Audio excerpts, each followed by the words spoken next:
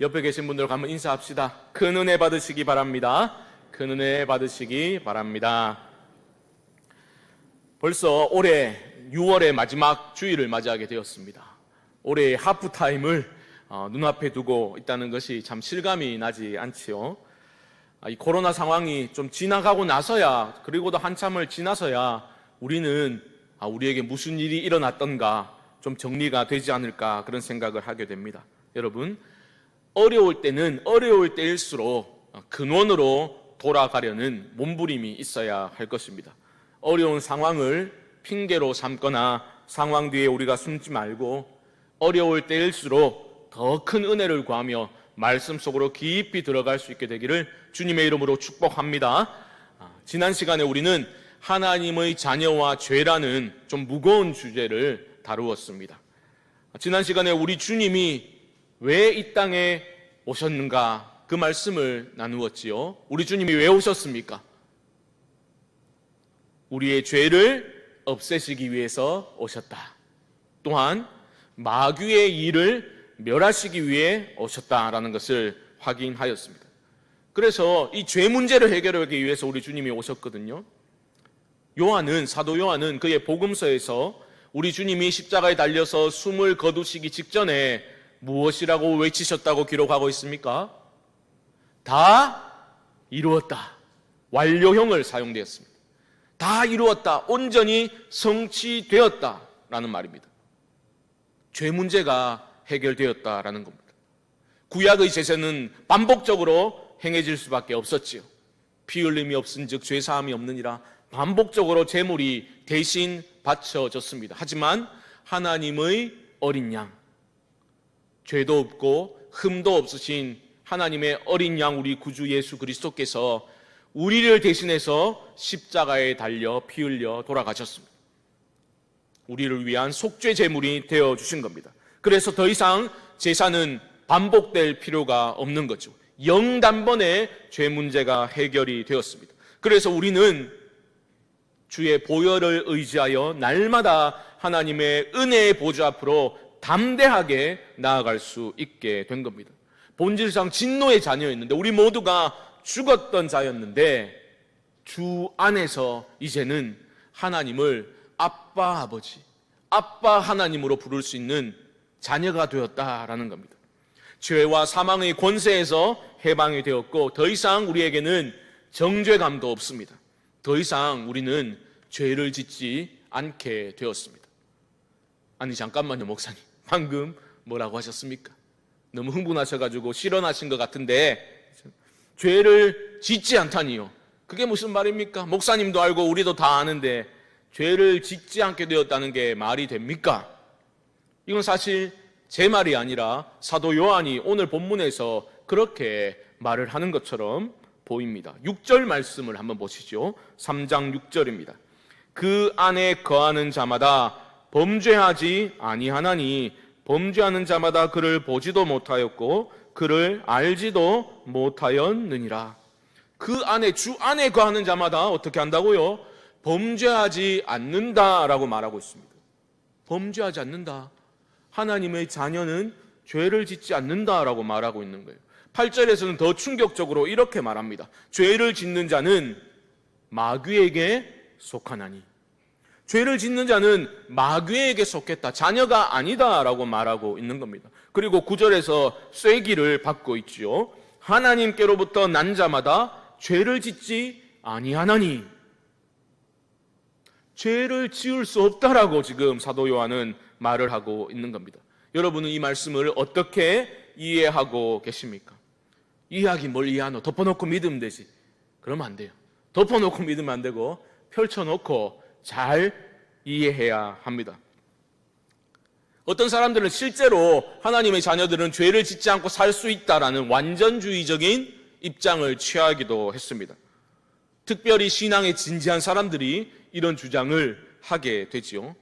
아니, 예수 믿는다고 하면서도 아무렇지도 않게 세상 사람들과 똑같이 살아가는 모습에 대해서 막 도전을 하고 날선 비판을 하면서 똑바로 신앙생활을 해야 된다고 그렇게 도전하는 사람들이 있습니다.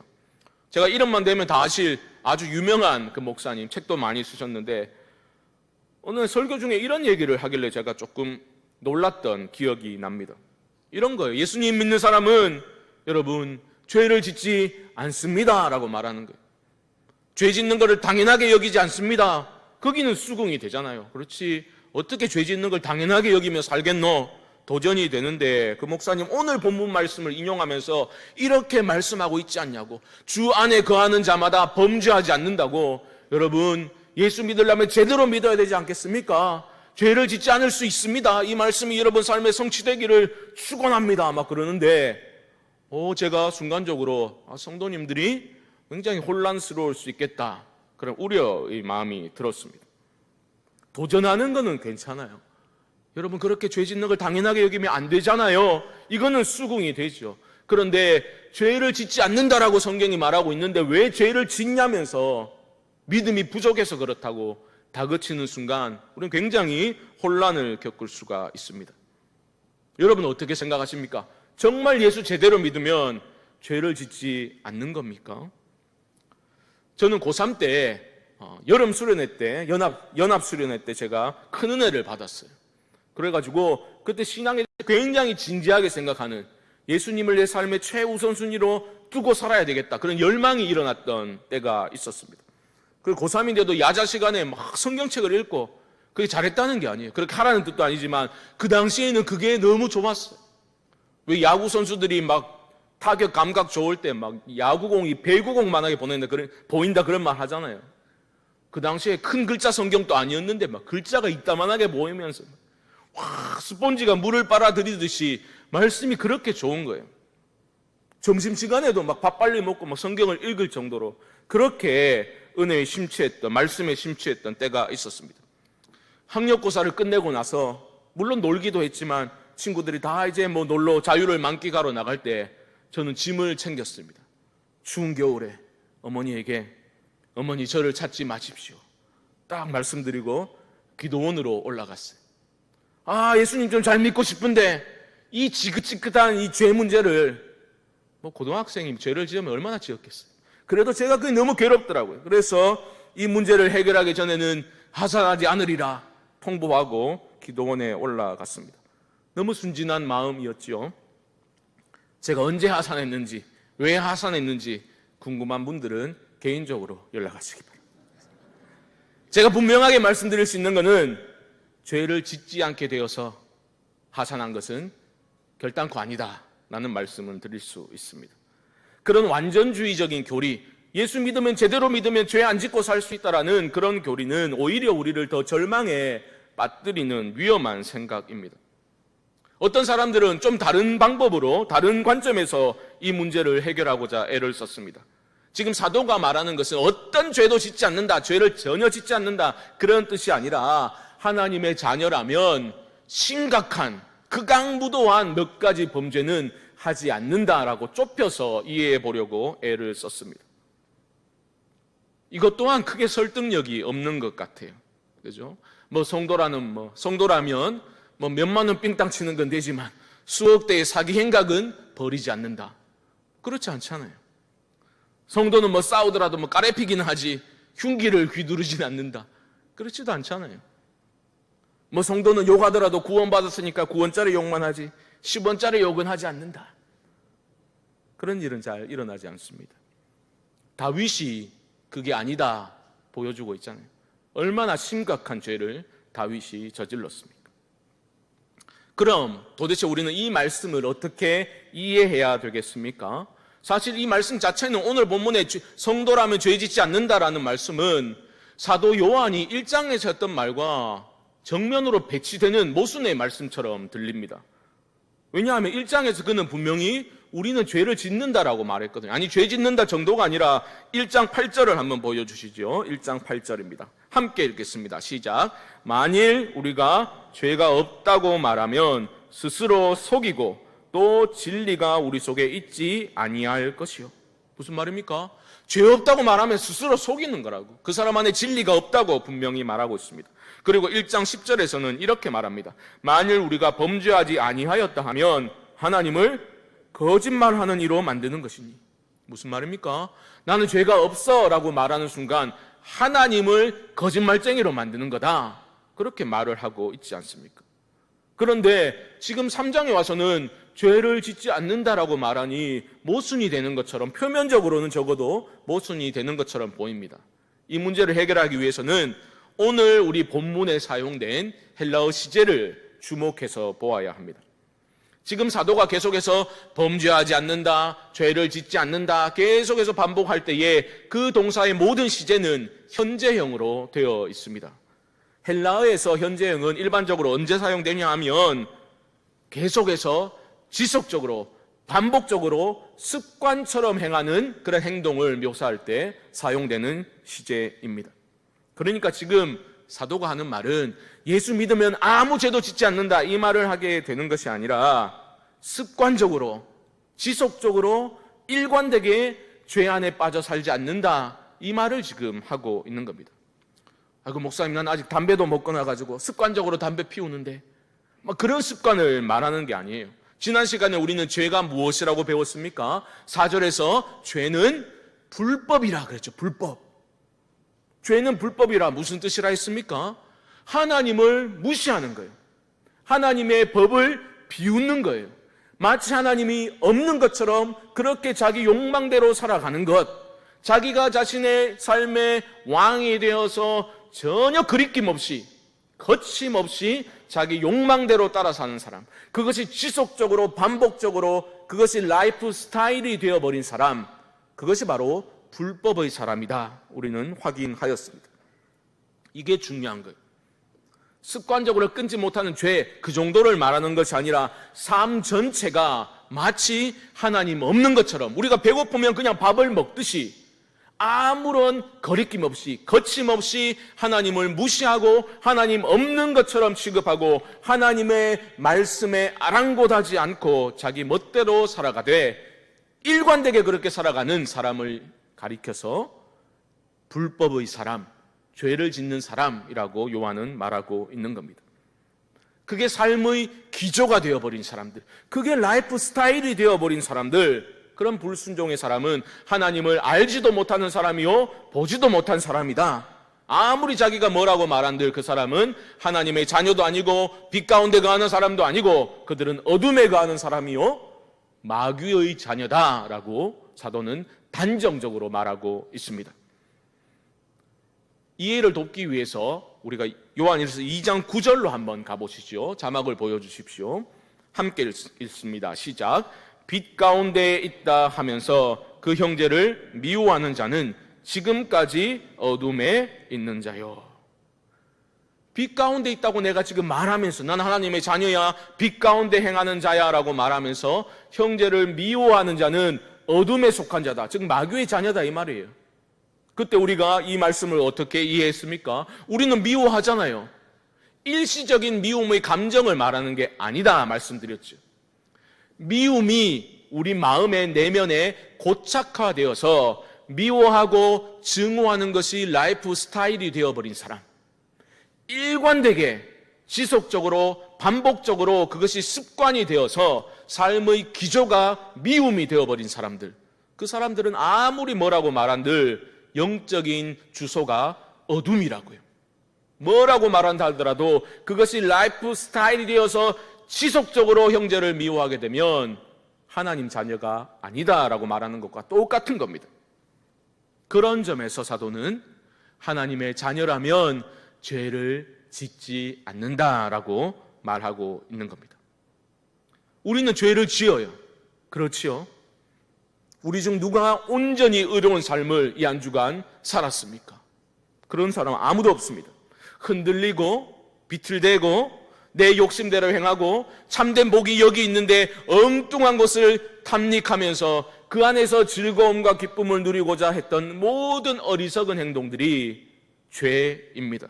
하지만 어떻습니까? 하나님의 뜻을 여러분 지속적으로 무시하였습니까?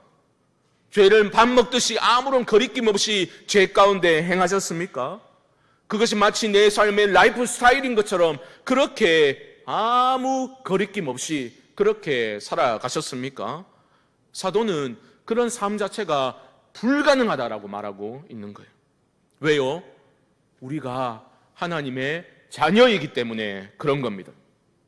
자녀라면 일관되게 아버지의 뜻을 비웃고 거역하고 무시하면서 전혀 거리낌 없이 그런 반역의 삶을 살아가는 것이 불가능하다라고 말하고 있는 겁니다. 이것을 설명하기 위해서 사도는 매우 독특한 개념을 또 도입하고 있는 것을 발견하게 되는데요. 3장 9절입니다. 우리 읽었지만 한 번 더 함께 읽겠습니다. 3장 9절 시작. 하나님께로부터 난 자마다 죄를 짓지 그도 범죄하지 못하는 것은 하나님께로부터 났음이라. 아멘. 거침없이 하나님을 무시하고 내 마음대로 살아가는 것이 불가능한 이유가 뭐라고요? 우리 안에 뭐가 거하고 있다고요? 하나님의 씨가 거하고 있다는 거예요. 하나님께로부터 났기 때문에, 즉 우리가 하나님의 자녀이기 때문에, 그리고 하나님의 자녀라면 우리 안에 하나님의 씨가 있기 때문에 그렇게 지속적으로 거리낌 없이 죄를 짓는 삶을 살 수가 없단다라고 사도는 말하고 있는 겁니다. 하나님의 씨가 무엇에 대한 은유입니까? 근데 CT 찍어보니까 쪼매쪼매한 게 많이 보이더라. 그러면 안 돼요. 큰일 나요. 하나님의 씨는, 하나님의 자녀 안에 거하고 있는 하나님의 씨는 무엇과 연관됩니까? 다양한 견해들이 있었지만 2장에서 사도가 말했던 기름 부음과 밀접한 연관이 있다고 보셔야 합니다. 2장 27절을 한번 보여주시죠. 함께 읽겠습니다. 시작. 너희는 주께 받은 바 기름 부음이 너희 안에 거하나니 아무도 너희를 가르칠 필요가 없고 오직 그의 기름 부음이 모든 것을 너희에게 가르치며 또 참되고 거짓이 없으니 너희를 가르치신 그대로 주 안에 거하라. 아멘. 교회가 문제가 있었어요. 영지주의자들이 교회를 흔들었습니다. 그런데 그들은 떠났는데 성도들은 교회를 떠나지 않고 믿음 안에 주 안에 거했습니다. 그런 일이 어떻게 가능했습니까? 그들은 왜 떠나지 않고 믿음 안에 머물렀습니까? 어떻게 신앙을 지킬 수 있었습니까? 그들 안에 기름 부음이 거하고 있었기 때문입니다. 분별할 수 있었기 때문에 참이 무엇이고 거짓이 무엇인지 분별할 수 있었기 때문에 그들은 신앙을 지킬 수 있었습니다. 기름 부음은 성령의 내주하심과 직결된다 말씀드렸죠. 진리의 영이신 성령님이 우리 안에 거하시기 때문에 참과 거짓을 분별할 수 있게 되는 겁니다. 그리고 기름 부음은 또 무엇과 연결이 된다 했습니까? 진리의 말씀. 너희가 처음부터 들었던 그 복음의 진리의 말씀, 그 말씀이 우리 안에 있기 때문에 그 말씀이 예수 그리스도께서 십자가에서 너희를 향해서 위하여 무엇을 행하셨는지를 말씀하고 있는, 그 말씀이 우리 안에 있는 거예요. 그 말씀이 성령 안에서 생각이 나기 때문에 우리는 신앙을 지킬 수가 있는 것입니다. 마찬가지입니다. 하나님의 자녀라면 그 안에 하나님의 씨가 거하고 있다라는 말입니다. 성령과 진리의 말씀이 여러분 안에 거하고 있다라는 뜻입니다. 물론 우리는 흔들리기도 하죠. 특별히 고난을 당할 때, 감당기 어려운 삶의 인생의 풍랑이 닥쳐올 때에 우리는 하나님의 선하심에 대해서 의문을 제기하기도 합니다. 하나님 저를 사랑하시기나 합니까? 원망하고 탄식할 때도 있습니다. 하지만 하나님을 부인하지 못합니다. 왜요? 우리 안에 거하시는 성령께서 말할 수 없는 탄식으로 우리를 위해서 친히 간구하고 계시기 때문입니다. 하나님의 선하심을 더 굳게 붙들도록 성령이 우리 안에 역사하시는 거예요. 하나님의 씨가 우리 안에 있어요. 진리의 말씀이 하나님께서 우리를 위해서 어떠한 사랑을 베풀어 주셨는지, 어떤 대가를 치러서 하나님이 자녀로 우리를 품어주셨는지가 생각나게 만들어 주시는 겁니다. 그렇기 때문에 흔들릴 수 있고 의심과 회의가 생길 수도 있지만 결코 지속적으로 하나님의 은혜 따위는 모르는 사람처럼, 하나님의 뜻을 부인하고 하나님 없는 사람처럼 그렇게 하나님을 적극적으로 대항하며 죄 짓는 상태로 남아있는 게 불가능하다라는 말입니다. 여러분, 우리 중에 누가 아무런 거리낌 없이 하나님의 뜻에 대항하고 죄짓고 내 욕망대로 사는 사람이 누가 있습니까? 아무런 거리낌 없이 거침없이 내가 인생의 주인 되어 내 멋대로 배고프면 밥 먹듯이 그렇게 아무 거리낌 없이 죄 가운데 살아갔던 분들이 누가 있습니까? 우리는 다 하나님 저에게 더 큰 좀 믿음을 주십시오. 예수님 좀 제대로 믿고 싶은데, 예수님 닮아가고 싶은데, 이 고쳐지지 않는, 변화되지 않는 나를 하나님 좀 불쌍히 여겨주시고 은혜를 주십시오. 그렇게 우리는 소원하고 기도하며 살아가지 않습니까? 그 방향으로 우리는 걸어가고 있다는 것. 하나님의 씨가 우리 안에 있기 때문입니다. 그런 하나님의 씨가 없는 사람은 거침이 없습니다. 그런 고민 따위도 없습니다. 마귀의 자녀는 거침이 없습니다. 죄 지으면서 괴로워하지도 않습니다. 하지만 우리는 하나님의 씨가 우리 안에 있기 때문에 그렇게 마귀의 자녀처럼 결단코 살아갈 수 없는 것이죠. 자, 그렇다면 여러분, 오늘 이 말씀을 들으시면서 여러분 안에는 어떤 마음이 지금 생기고 있습니까? 이 말씀을 여러분 어떻게 여러분에게 적용하시겠습니까? 나는 좀 생각해 보니까 밥 먹듯이 죄를 짓는 것 같진 않고 라면 먹듯이 죄를 지으니까 이 정도면 훌륭하네, 그렇게 마무리하시겠습니까? 나는 막 거침없이 죄를 짓진 않고 좀에 찔리니까 이 정도면 훌륭한 성도임에 틀림이 없구나, 그렇게 만족하고 위로하시겠습니까? 지난주에 말씀드렸지만 여러분, 죄를 가볍게 여기시면 안 돼요. 이 죄라는 것은 실체입니다. 어떤 연약함이나 결핍 정도가, 실수 정도가 아니다 말씀드렸습니다. 죄는 하나님의 영광을 훼손합니다. 죄는 하나님과 우리의 관계를 가로막습니다. 막아버립니다. 친밀함을 누리지 못하도록 만들고 하나님이 저 멀리 계신 것처럼 그렇게 멀어지게 만들어 버리는 겁니다. 여러분,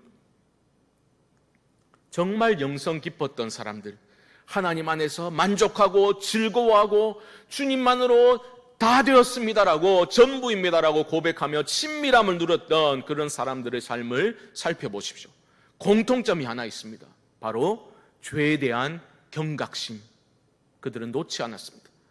어떤 죄도 그들은 가볍게 여기지 않았습니다. 그 말은 죄 짓지 않아야지 이렇게 살았다는 뜻이 아닙니다. 엄청난 즐거움과 기쁨과 환희 가운데 주와 동행하면서도 그들은 작은 죄라도 가슴을 치며 아파하고 슬퍼하며 통회하는 삶을 살았습니다. 죄는 그렇게 다루어야 하는 겁니다. 속죄의 은혜는 결코 너희 죄는 용서받았어 끝 증명서를 발급하는 것으로 마무리되지 않는다 말씀드렸죠. 지난 주일에는 디도서 말씀을 인용하였으니까 오늘은 에베소서 2장의 말씀을 좀 인용해 보고자 합니다. 2장 8절 말씀 한번 보여주시죠. 함께 읽겠습니다. 시작. 너희는 그 은혜에 의하여 믿음으로 말미암아 구원을 받았으니 이것은 너희에게서 난 것이 아니요 하나님의 선물이라. 우리가 구원받은 게 우리 공로가 아니라 하나님의 선물입니다.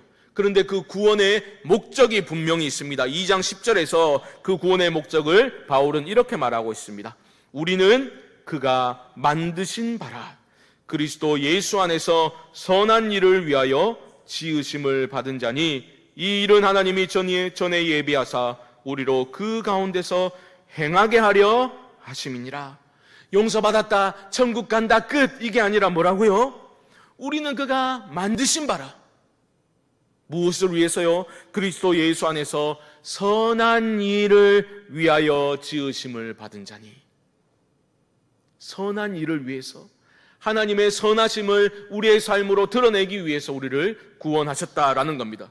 우리는 그가 만드신 바, 이 만드신 바라는 헬라어 단어가 포이에마라고 말씀드린 기억이 납니다.